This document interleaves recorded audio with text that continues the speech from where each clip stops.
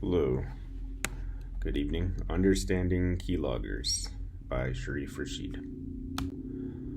This is for my Computer Science 3334 class, Introduction to Cybersecurity, and this is for educational purposes only. The ethics and legality behind keyloggers. Creating or deploying keyloggers without consent is illegal. Only use simulated data or approved training environments and follow your institution or organization's code of ethics and cybersecurity laws. Who am I? Hello everyone, my name is Sharif and I was born and raised in Dallas and Victoria, Texas. I served in the U.S. Army as an intelligence analyst, and that experience taught me discipline, problem solving, attention to detail, and with those skills, I've carried those with me into everything I've done since. After my military service, I worked in several different industries, from construction and warehousing to manufacturing, and through those experiences, I discovered something consistent about myself. I've always been drawn to technology, and so I've come to rediscover my passion for computers and data later in life, and I am focused now on data analytics and data science for the manufacturing world.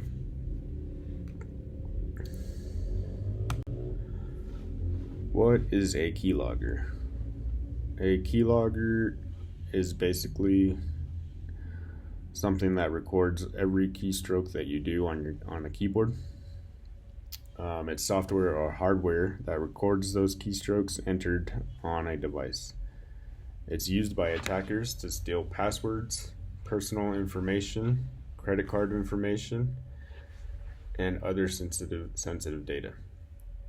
There are legitimate uses that exist, such as testing or troubleshooting, which cybersecurity teams use, parental control, which parents use by downloading an app, putting it on their children's phone, and employee monitoring software, which monitors employee behavior through their keyboard strokes.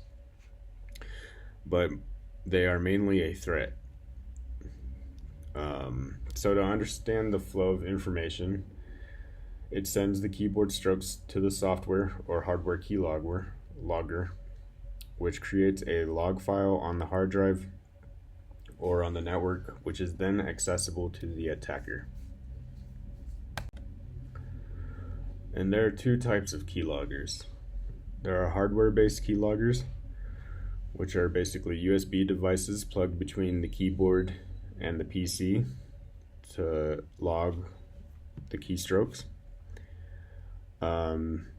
It says there are hidden keyboard modules as well, which the USB device falls under as well, but it also talked about how keyboards could be tampered and a mechanism could be placed within. And to establish this kind of attack, the attacker would need to have physical access, which can make it much more difficult to accomplish. And an example I saw online was the O.MG cable. It is one of these types of USB cables available for purchase that is connected between the keyboard and the PC. Software keyware logs, and then there's the other type, software keyloggers. It's installed programs that monitor input. They can run in the background or be injected into system processes, and they are most common in cyber attacks. An example that I read about was the Dark Hotel. It was a suite of malware that targeted unsecured hotel Wi-Fi and convinced the user to download software and then acted as a keylogger. A brief history of keyloggers. The first recorded keylogger was the Selectric bug. It was from the 1970s, and the Soviet Union used it to target the IBM electric typewriters of U.S. diplomats. and that one was a hardware-based keylogger. Next, in 1983, Perry Kivolowitz created the first software keylogger on Unix.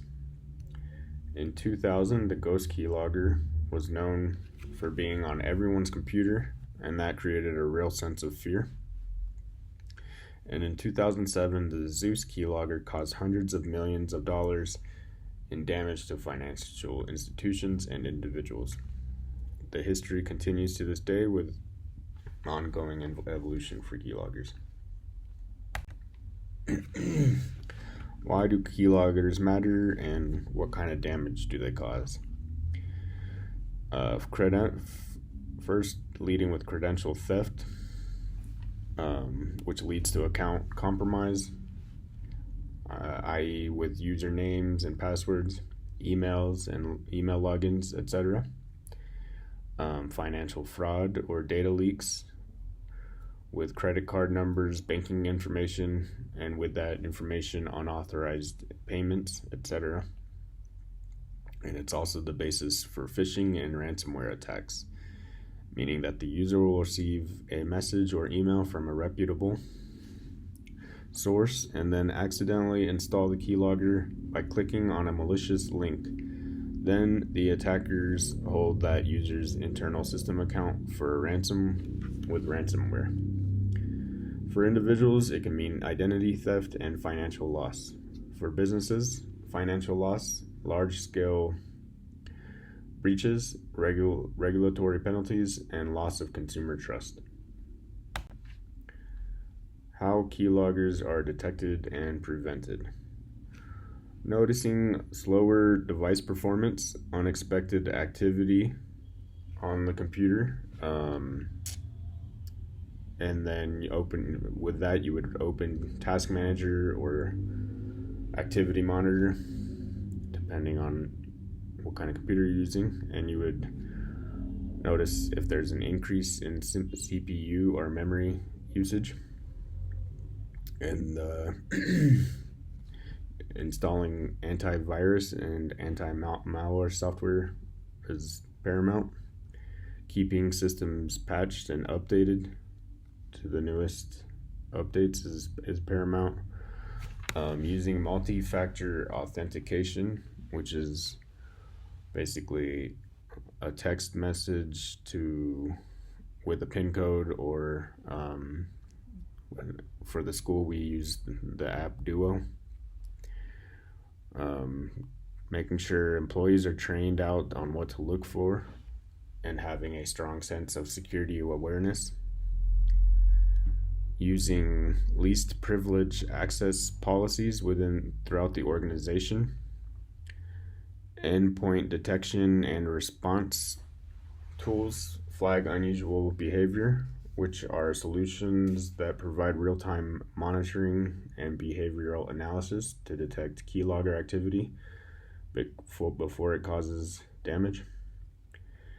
And network monitoring catches suspicious outbound connections.